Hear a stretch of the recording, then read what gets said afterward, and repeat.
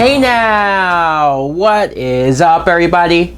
My name is Mike Brown, aka ReviewKingMB, and a while ago I was watching and reviewing a bunch of Stephen King movies. Movies that are based off of his books or his work, and a lot of these movies I was watching for the first time, but I wanted to get back to it with The Mist. The Mist is a 2007 film that this time was written for film and directed by Frank Darabont. And the plot is we meet Thomas Jane, who's a husband, a father. The storm is going on and crashes into his house window, so he brings his son into town. They go to the store, they're going to fix it up. But when they're in the store, this mist overtakes the town, and all of these people are now trapped in the store. Thomas Jane is worried about protecting his son and just staying alive, surviving this. But what's out there in the mist is worse. They're monsters, they're creatures, there's something not of this world. Now, what I thought of The Mist was, I really enjoyed this movie. I do. This is my second time watching The Mist.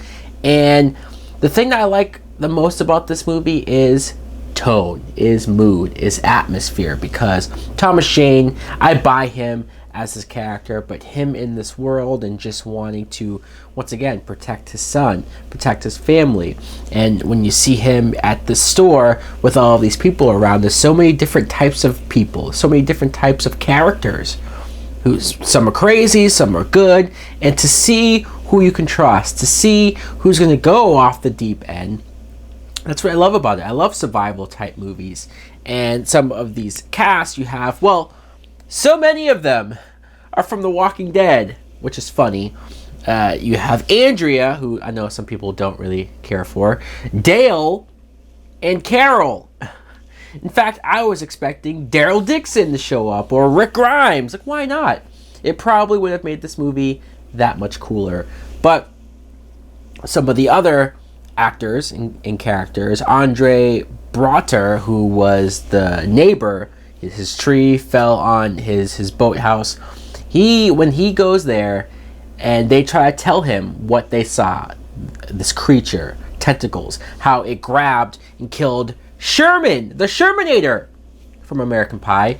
Of course he doesn't believe him. He has to be the guy who doesn't believe anything. Even when they have proof, they're like, look at the blood. Look at this cut off tentacle that we have on the floor. He's like, I don't care. It's all foolishness. And you're like, dude, you're going to have to find out the hard way what's going on. Not only him, I forgot that Sam Witwer is in this movie. He was on a bunch of stuff, but if you guys watched the Schmodown, he's on that. So that was cool. And Toby Jones, who I really enjoyed in this film. He was a badass. It's kind of weird to say about Toby Jones, but still, it's true. And William Sadler, who his character goes through so many ups and downs. And also, Marcia Gay Harden. She plays the religious nut.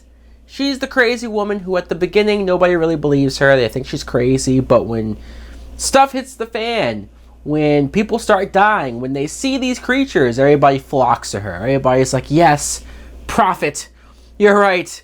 This is the work of God. This is the end of times. And she's so crazy. She's so, like, when she gets her cult of people and they start, like, they kill one of the characters viciously and then they target the boy. And it's just this whole insane chain of events that happen. But let's talk about the mist itself. The creatures that are in this mist. I find this so unsettling, so disturbing to watch, especially characters who are being picked off. And I forgot how bloody and gory the movie is, watching certain characters get ripped apart. The scene where they narrowly go through the mist to the pharmacy and they see the aftermath of the people in there with the web and all the spiders. It's gross, but pretty scary.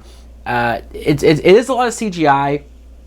And for 2007, I know it's a while ago, so there are moments where the CGI doesn't look great, but I think for what they have to work with, it looks good enough for me to go along with it. But we have to talk about it. Spoiler alert!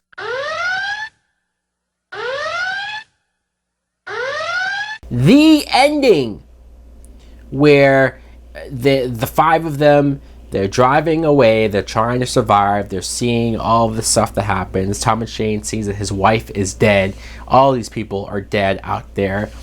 School buses, just cars abandoned. They're stuck in the middle of this mist. They're seeing creatures walking by, huge giant things that Godzilla would love to fight, until they run out of gas. Thomas Jane has a gun. It has 4 bullets in it. And his son earlier made him make a promise that, you please, Dad, don't let these monsters get to me, kill me. So he kills every single one in the car, including his son.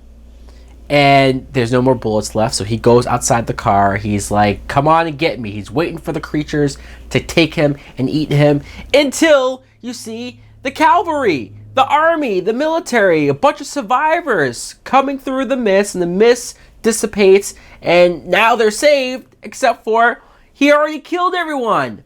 He already killed his son. It's so sad. It's so depressing. It was such a gut punch when I first saw the film. And even still, rewatching it, it's so sad. You know it's coming, and you're just dreading it, and you're like, ugh!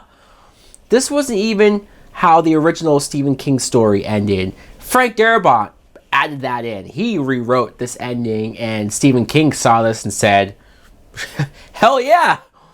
This is so dark. I didn't even think about this, but it's great. He loved it. So, this movie went a lot of places. It was very dark, very disturbing, but I enjoyed it. I enjoyed the movie having the balls to go where it did go.